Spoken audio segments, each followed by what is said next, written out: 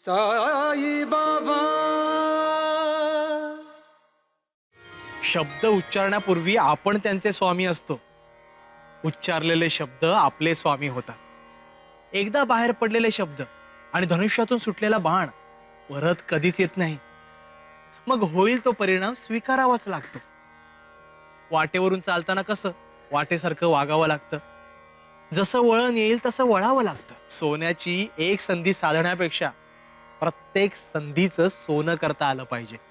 समुद्र नाही का सर्वांसाठी सारखाच असतो, पण काही जण त्यातून मोती काढतात, काही जण त्यातून मासे काढतात, तर काही जण फक्त पाय ओले करतात. हे विश्व त्याने सर्वांसाठी खुलं केलंय. फक्त आपण त्यातून काय घेतो हे महत्वाचं. सबका मालिक एक. कुणाची बी वाकडी नजर आपल्यावरती कधी बी पडत नाही. आहे फक्त देवाच्या पुढे दिवा लावला की देव आपल्याला पाहिजे ते देतो. तात्या, देवाला श्रद्धेनं नुसते हात जरी जोडले ना तरी बी चालत्यात, पण मनात भाव मात्र खरा असायला हवा. आता मधी मधी बोलू नकोस हा. आपण शुभंकरोती म्हणत होतो ना, कुठे होतो बरं आपण? दिवा लावला देवापाशी, उजेड पडला तुळशी पाशी. मन बरं. दिवा लावला देवापाशी, उजेड पडला. आहे मी हात जोडून जर देवाकडे मला जे हवं ते मागितलं तर देव मला देईल. तात्या, जिप्री उद्या इथे खेळायला येणार आहे, मग तेव्हा कुणी आडवं येऊ नये असं मी जर देवाला सांगितलं तर तो ऐकल. तात्या, मधी मधी बोलू नकोस हा. देव रागवेल. पुढे म्हण बघू. हा. दिवा लावला देवापाशी, उजेड पडला तुळशी पाशी, माझा नमस्कार सर्व देवांपाशी. घरातली इडापिडा बाहेर जाऊ दे, बाहेरची लक्ष्मी घरात येऊ दे. लई देव देव करते ना. आज बघच म्या कुठं दिवा लावते आणि कुठं उजेड पाडते. घरच्या धन्याला मुला बाळांना आयुष्य दे, सुबुद्धी दे. बायजा, सर्वांना सुखी ठे. बायजा, ये कोण आहेस तू? हायस कोण तू अगोदर सांग. गाई म्या दादा, तू मला ओळखी ना. दादा आहे म्या. ए वय लांब वय, उगा आवडू नका. एकदा फसलीये मी, पुण्यांदा फसायची नाही. अगं आहे तू. हे बघ, कुणी माझ्या लेकाचं सोंग काढून आलं ना तर त्याला चुलीतल्या जळत्या लाकडानं मारीन सांगून ठेवतीये. अगं तिने सांजेच्या वेळेला देवाचं नाव घ्यायचं सोडून ही भाषा तुलाही बदललीस. आम्ही लहान होतो तेव्हा आम्हाला काय बी बोलू द्यायची नाहीस असं, आणि आता स्वतः. म्हणजे हा खरंच दादा आहे? खरंच दादा? अहो ती वळकटी द्या ना मला, द्या.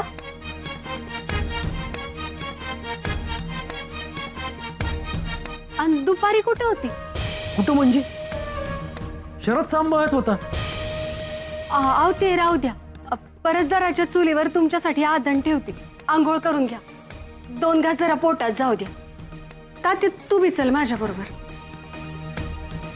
अरे दादा दादा, त्या दगडू भक्तानं सांगितलंय आपल्या घराला भूताची बाधा होणार आहे, आणि म्हणून माझं काळी झालंय बघ. आई तुला शेवटचं सांगून ठेवतोय, त्या दगडू भक्तावर विश्वास ठेवू नकस. उद्या काय होणार आहे हे जर का त्याला आधी कळलं असतं तर त्यानं स्वतःचं भविष्य सुधारलं नसतं का? अरे अरे दादा, दगडू भक्ताला भविष्य दिसतं. माणसाला भविष्यातलं दिसत नाही हे वरदानच आहे. निदान ही अशी अस्वस्थता तरी वाटायला येणार नाही. आणि दिसलं असतं तर त्या त्या क्षणातलं जगणंच हरवून गेलं असतं. तो बघा येण्यासारखा बडबडतोय. नंदिया, चल सकाळचा वचपा काढू. स्वतःला सफाईवाला ना आम्हाला कचरेवाला म्हणत होता. चल. म्हणजे हे बेन तुमच्या वाटेला गेलं. मी सरकारला भडकवत होतो तो. ए जास्त डोसके चालू न कसा. आम्ही जेवढं सांगतो तेवढंच करायचं. भैरव, तेव्हा थंडी आहे, गार पाण्याचा हंडा याच्या डोक्यावर होत्या. नंद्या हांड नाही, हांडे म्हण हांडे. ते कोणी आणायचे? ही बैल कशा पाहिजे? दाना दाना हांडी मडकी जी बी मिळेल त्यात पाणी आणा आणि आम्ही सांगिस्तो वर याच्या अंगावर वाचा. समजा चमत्कार बाहेर काढतो याचा. जा. ए फकीर, इतना इम्तिहान क्यों? आज जर पुढचं दिसलं नसतं तर 2 पैके मिळवले असते आणि आजच गुरूंचं दर्शन झालं असतं. फिर ये उलझन क्यों?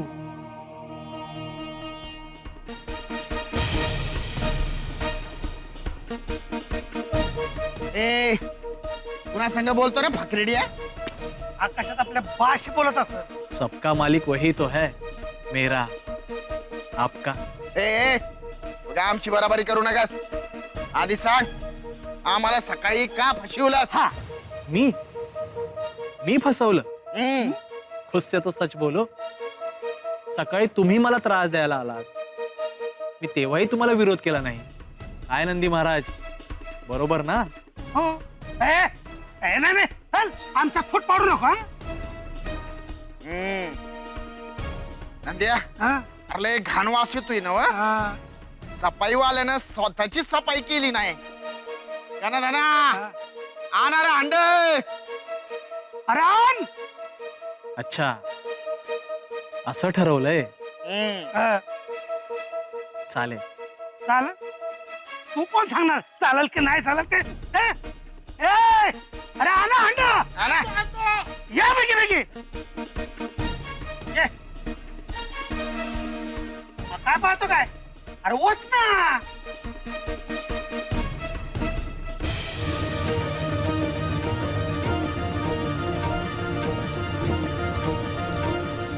करांगोळ फकीरड्या.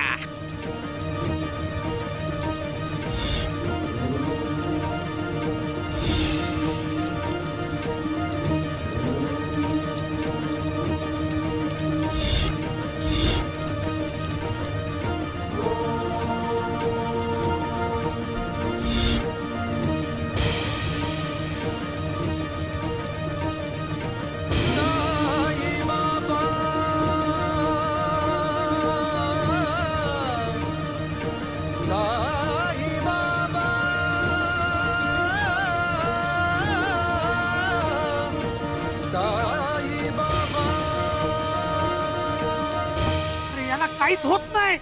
अरे काहीतरी बोल ना. कमीपणाच होईल ना म्हणून काय बोलत नाही. आपल्या समोर बोलायची हिंमत कुठे आहे? बोलू, एवढा खटाटोप कशासाठी चाललाय ते सांगा, मी ते करतो. म्हणजे तुमचा त्रास तरी वाचेल. हिंदूराव सरकारांच्या वाड्यावर मुजरा करायला आला नाहीस ना, म्हणून चाललंय समज. एवढंच ना, मग येतो मी. पण उद्या नाही. काका उद्या का नाही? उद्या एक वेगळीच कामगिरी खांद्यावर घेतली.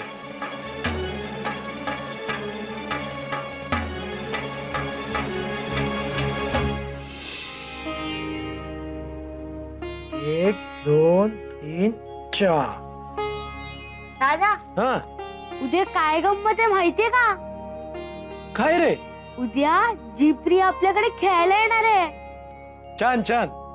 आज मी तिच्याकडे खेळायला गेलेलो, पण तिकडे ना एक फकीर बाबा आला हा आणि त्यांनी आमच्या खेळात मोडता घातला. साई तर नाही? ते ठाऊक नाही, पर ते नक्कीच नसतील. पर दादा ते फकीर बाबा मला अजिबात आवडले नाही. का? ते जिप्रीला सारखं वर चढू नको असं सांगत होते. मग बरोबर सांगत होते की. आणि नशीब तुझी आई थाया घेत असताना तू हे समज इथं बोलतोयस, नाही तर तुझ्या आईला आवडलं नसतं. तुझी आई साईला आपला मोठा लेख समजते, ठाऊक आहे ना? वाय आणि हे समज साईनं सांगितलं असेल तर ऐकायला हवं. पर दादा जिप्री त्यांच्या झोपडीवर सर चलती. आपलं घर तर केवढं मोठं आहे, ती आपल्या इथे कशी चढेल? म्हणून तर तिला उद्या मी इथे बोलवलंय. बर बर, चल काय आता.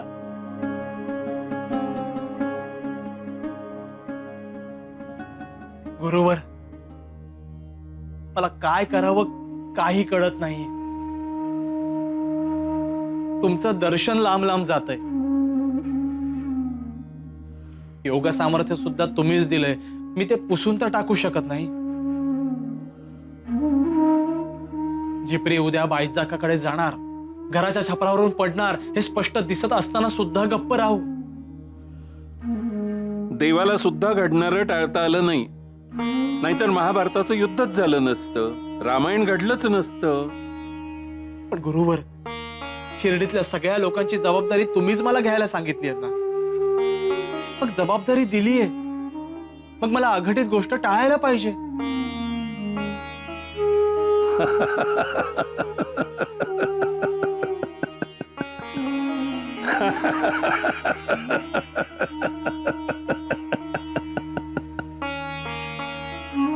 हीच तर कसोटी आहे. तू काय करणार हेच पाहायचंय. मागे योग सामर्थ्यानी साप दिसला, त्यामुळे मिळणारं मोल कुचकामी ठरलं. ह्या कसोटीतून तू कसा पार पडणार त्यावर ठरेल की गुरुमंत्र मिळणार की नाही, गुरुदर्शन होणार की नाही.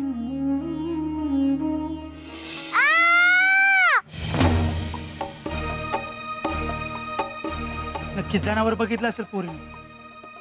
झिपरी, झिपरी, अगं बाई, हे कोण? झिपरी, इकडं. बाबा तू आणि या वक्ताला. घाबरू नका. मी सांगायला आलो होतो की मी उद्या कामाला येईन. अरे मग हे सांगायला उद्या सकाळी यायचं ना. बस पोरीला कशाला घाबरवतो? नाही, मी घाबरवलो नाही. मला अचानक बघितल्यामुळे पोर घाबरली असेल. बरं बरं, असू दे, ये उद्याच्याला. हा, एक विनंती आहे. काय? मी उद्या इथे येईन तेव्हा झिपरी इथेच असेल तर बरं होईल. नाही ना, मला तात्यासोबत खेळायला जायचंय. थांब पोरी, हा बाबा असं का म्हणतोय ते तरी विचारू दे. आता कसं सांगू? ती माझ्या मदतीला असेल ना. नाही नाही, मला तात्यासोबत खेळायला जायचंय. बाळा, मी तुझ्या सोबत खेळेन. नाही ना, मला तात्या संग खेळायचंय. अहो, तुम्हाला ती फक्त मदतीलाच पाहिजे ना, मग कशाला एवढा घोर लावून घेताय? मी हातभार लावतो तुमच्या कामाला. जा तुम्ही झोपा. काही इथं झोपताय? इथं कशाला? माई, घोर नको घेऊस. मी नाही थांबत. तुम्ही जा, झोपा. बर, चल ग झिपरे.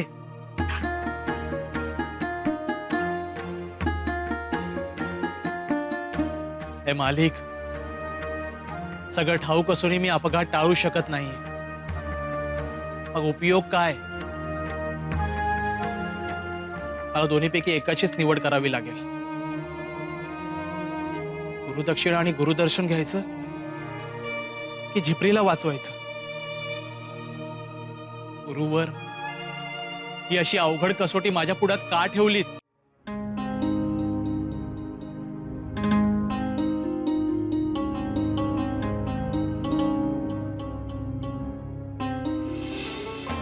दगडोबा, या अशा कामांसाठी माझ्या घरात यायचं नाही सांगितलं होतं ना. थोरल्या पाटलीनबाईने बोलवलं म्हणून आता त्यांना नाही कसं म्हणणार? पण तू आज येणार नव्हतास ना. म्हणून तू एवढा आवाज साधलास का? आव, आजवर सासूबाईंना कधी उलट बोलला नाही, पण आज मात्र हे घरी आल्यावर बोललो तेच नको. काही नाही, त्या आई उगा काहीतरी बरं येत होती. माझ्या जागी तिला कोण दिसत नाही, ठाऊक नाही. काही नाही, हे समजा त्या दगडो भक्तानं तिच्या डोक्यात भरवून दिलाय. मला चांगलं ठाऊक आहे, बघतोच त्याच्याकडे आता. आओ, आता उगा डोकं नका गरम करू. तुम्ही शांतपणे झोपा बरं.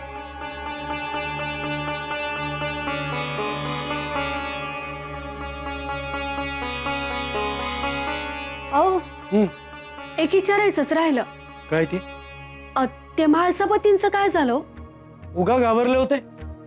मायसापतींनी हिंदूरावांना पैक परत केल्याचा पुरावा होता. अगं बाई, हो? हो, कुणी पाहिलं होतं? खंडोदनगर. म्हणजे मायसापतींनीच त्याला दीपमाय साफ करायला सांगितली होती. त्यानं येऊन साक्ष दिली. मग काय, हिंदूरावाचा खटला निकाली झाला. खंडेरायाचीच कृपा. आओ, पर हा खंडोदनगर कोण हो?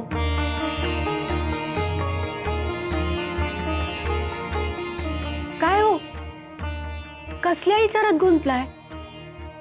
अगं, त्या खंडोदनगरात मायसापतींना साई दिसले असं शरद सांगत होता. तर खरं सांगू म्हणजे त्यांचा चेहरा मोरा ओळखीचा होता, पण त्यांना कधी भेटल्याचं आठवत नाही. मग मी सांगते, माझं लेकरूच महासपतींच्या मदतीला धावून आलं. म्हणजे साई?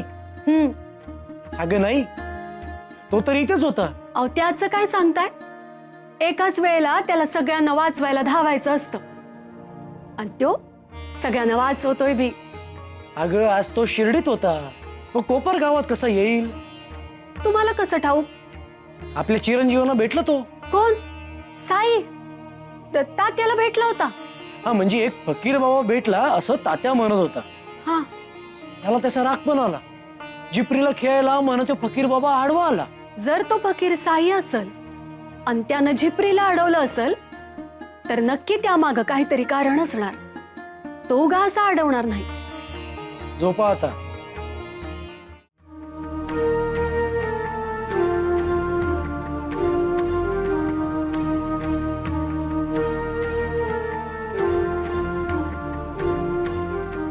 कोणता आहे? घर लागला. तुम्हासनी घर लागल्यावर कोण सोडवणार? कोण सोडवणार? एक काम करा. त्यो गुंता मला मला मला लागलाय असं समजा. मला घर लागला असता तर काय बोलला असता? अल्लाह मालिक है, उस पर छोड़. मी पण तेच म्हणतो. उस पर छोड़. उस पर मेरे फकीर, शरद के मुंह से रास्ता दिखाया. तेरा लाख लाख शुक्र.